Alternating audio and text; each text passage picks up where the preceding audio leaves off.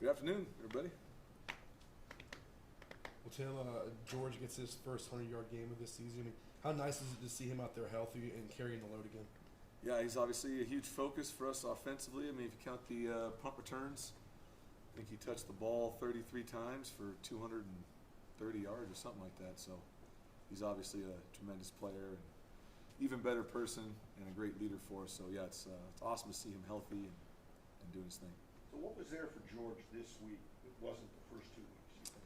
I think it was just still a rhythm thing offensively. Again, I think the first games, people may not want to hear this, but it's a little bit of a wash. Just we had such a poor start, and once Talon went in, things were a little different.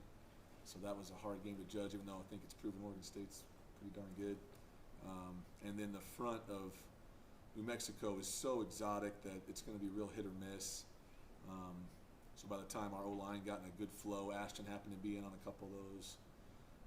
But this week, yeah, we got off to a much better start with the run game, offensive line, just identification, those kind of things, and I think our offensive line is just gaining more confidence with our new wide zone scheme that we've put a lot of focus in. So I think that's only going to keep growing as they get more rhythm and confidence with that, because it's a difficult run scheme, but we've invested a lot of time in, and it just takes some rhythm and timing for those guys, and for the backs too, just to get used to reading that track and how it flows. So that was good to see. So much was made in the offseason about George Lonnie's, body armor and getting his body right and getting him healthy. Now that you put him through this first real test of the season, it showed up at practice, 100% all good to go, and you anticipate on building on that? Absolutely. I think he's feeling great. We got to do a good job protecting him, obviously, and that's what Ashton and the other backs are there for, just to give him enough so he's not getting worn out. And I think KB's doing a great job with those rotations, because we still want to get Ashton plenty of touches, as he's shown to be explosive too.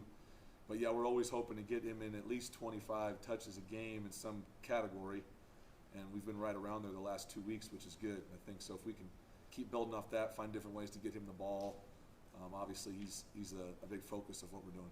Have you guys thrown to the backs more this year, the first 3 games, do you think? I have to look at the numbers, Bob. I don't think so. I mean, that's always been a focus of the offense, with as much of the 5-out stuff that we do, that they're going to be involved in the pass game. And both those guys are such good receivers that it'd be a shame not to use them, because we can get them matched up on linebackers and that kind of stuff. Sure, he's often comes out as kind of a quiet, reserved guy. After the game, he had a smile on his face, said he felt great. What was it like to see that out of George? Bless you. George cares a lot. He's a great leader that way, and his commitment to our team and the values that Andy's put forth, he's front and center with that. I know he felt a little burden on last year, that he couldn't help as much as he wanted to. So I just think he's found a lot of joy in being able to be out there again, and again, he's a great pass protector too. I think that doesn't show up on the stats, but he does a lot of things for us offensively that elite tailbacks will do. Tim, the first half last week, I mean, you guys are running 2 tight ends like, I guess, 40% of the time. You had a pre-snap shifter motion almost 55% of the time. You put up 250 yards, and then in the second half, the 2 tight ends go way up. Your pre-snap shifter motion goes way down, and you don't have as many yards. Can you kind of help us understand why there was that shift in the second half? Yeah, it's a great question. I think early on we had a lot of shift in motions, and it actually was hurting us, even though it didn't show up maybe on the stat line. We were getting big plays, but there were some things from identification standpoint when we would shift, as screwed up as they were getting defensively, it was also messing with our targeting in protections and run game. And so we tried to run some of the same run schemes, but just line up so our guys could see it and make identifications. And we felt like we were wearing them out in the run game. And again, the third quarter is definitely an area in that game where we'd like to have it back. The first drive, we get a first down right off the bat, running the ball pretty well. We go to call a big play action shot. We're feeling good about it, and we just get beat in protection, and we fumble the ball, and now it's 2nd and 40 or whatever it was. So those kind of plays are going to kill drives. And then had a couple incompletions on the second drive. Now we're 3rd and 15 again. So we just first half did a great job staying on schedule and being able to mix things up. And in the third quarter, we just got off to a tough start there, and that's something that we can't do. We got to stay consistent throughout the entire game, and was happy to see us finish a little better.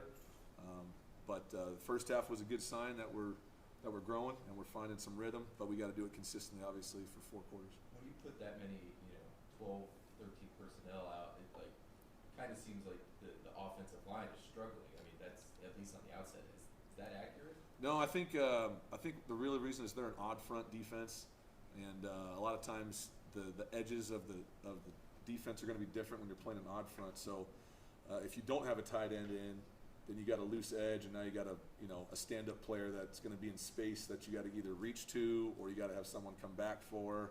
If you have 2 tight ends in a game, you can secure both edges. So it just helps the run game and it helps in protection. And they're playing so many guys in the box that you put more guys in there, they're going to bring more guys down. And we were hoping to get more shots over the top, and took a bunch of them. We just didn't hit as many as we were hoping to. In the first half, we hit a couple. In the second half, we missed them either with protection or just didn't complete the throw. And with the commitment that we have to the run game now, we got to hit those shot plays to be able to stay balanced, and stay out of those second and longs. So every time we call a shot play, we gotta cash in on those. Where does that? I mean, you were mentioning it last week. Like, you're a guy who comes from wanting to throw the ball all over the yard, and then in this Boise State thing, it's they talked about on the broadcast. You guys are trying to create a new identity as this just power run team, run it all the time. I mean, what is the balance for you of like, hey, I grew up wanting to throw the ball, throwing the ball, and then now it's like, oh, we're gonna run it a bunch. Yeah, it's not about what I want. It's about what's best for the team. And I think we saw last year that there were some games early in the year we might have thrown for 400 yards, but I think we had less than 100 yards rushing. And I'm getting signs on my car, and they're going to burn our house down for not running the ball well. And so I think it's a balance back and forth of trying to figure out what's best for our team.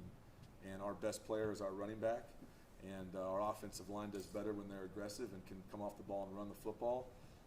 And protections become easier because you can play action now and you can keep more guys in for protection. And if you get into a drop back world, there's some of those things you're going to give up. And so I think it's just the identity of our team that we really believe in here, that we got a great defense, and if we can protect the football and grind teams out in the run game and impose our will physically, that fits the identity of who we have right now and what we want to be, and that's our focus. Doesn't mean we don't want to throw the ball. No one wants to throw the ball more than I do, but it has to be what's best for our team. It has to fit within the game plan, and I'm still very confident that we'll have some good days throwing the ball. Haven't had those good days yet, and that's frustrating for me, obviously, and frustrating for all of our guys. But that, again, I think it's going to come as we gain more rhythm with what we're trying to do, and we have made a big shift offensively from schematic and what we're trying to do. Put a lot of work into that, and it's going to take time. It's going to take time for us to build rhythm there. But I think what we saw this game was there was some balance and some rhythm in the first half where, if we're putting 250 yards up in a half, that's really, really good out of that system. And, with the way we're huddling now and going to get less possessions, we got to make sure that we're, every single play is going to matter, and we got to make sure we execute that consistently to the best of our ability. But again, I think our defense is so strong that even in this last game, the average starting point for the other team was inside the 20-yard line.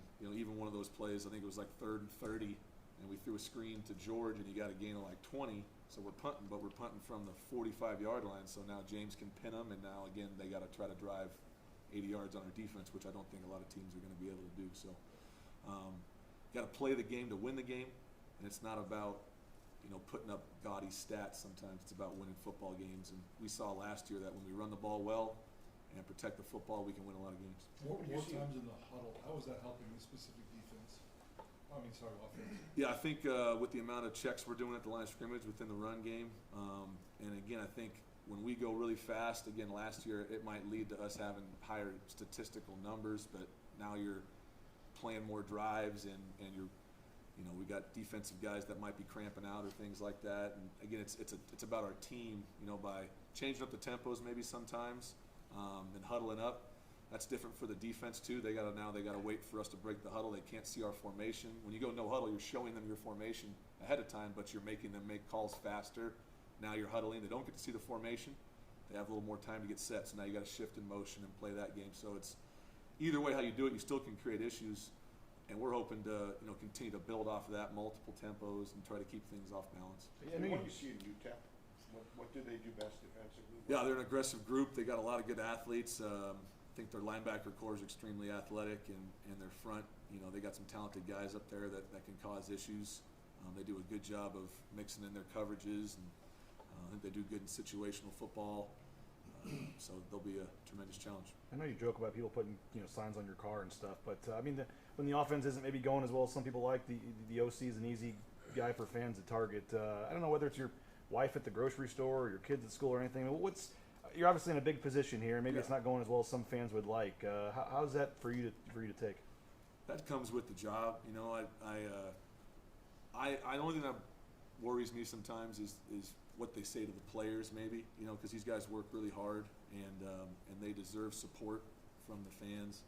But as an offense coordinator, that comes with the territory and the history here and the tradition here of great offensive play. The standard is extremely high, and all I would say to the fans is, if we're not putting up the numbers or putting up the stats, definitely come after me. It falls on me, and I'm going to work as hard as I can to get it better. But their standard will never be as high as my standard for myself and for the offense, and that comes with the position, and that's the right of people to have any opinion that they want to have. And but yeah, it's definitely can be stressful on a family, but that comes with the territory, and that's what we signed up for. You mentioned maybe the stats not being as gaudy, but I mean, in the end, I know as a football coach, you just want to win the game. Yeah. So how do you balance, I guess, that the fans wanting 50 points and 500 yards versus an ugly win, so to speak, where you guys got the job accomplished? Yeah, I think they've seen such great football over long periods of time that their expectations are extremely high, and I love that about being here. I want to be at a place where the expectations are high, and they do put pressure on me and our guys to play at a specific level. But for me and for our team, at the end of the day, it's about winning football games. If we win a Mountain West Conference championship and a bowl game, and we do it with the class and integrity that we talk about, that's our end goal. And I'll take a win in any form or fashion. But obviously, I would love us to do a lot better offensively and put up big numbers, and I think we're capable of doing that. But we got to do it within the rhythm of the game and do it in a way that helps out our entire team. We're 3 weeks into the season, and Hank's been up and down the highs and lows already so far. Where's his confidence? Yeah, I think Hank's doing a tremendous job of blocking out the noise. He definitely has things he has to deal with outside of here that comes with playing the quarterback position. And but again, I think he's growing. I think he completed 70% of his passes last week, and we missed a couple that I know he wants back, and those are things he's going to hold himself to a high standard. And I'm really proud of him for his response and how he continues to build and help lead the offense.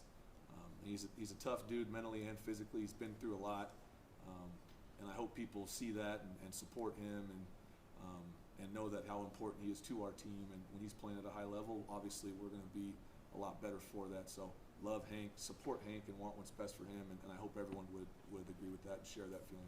All right, John. Thank you. Thanks, guys. Was that a joke or is something you were to sign your car? No comment.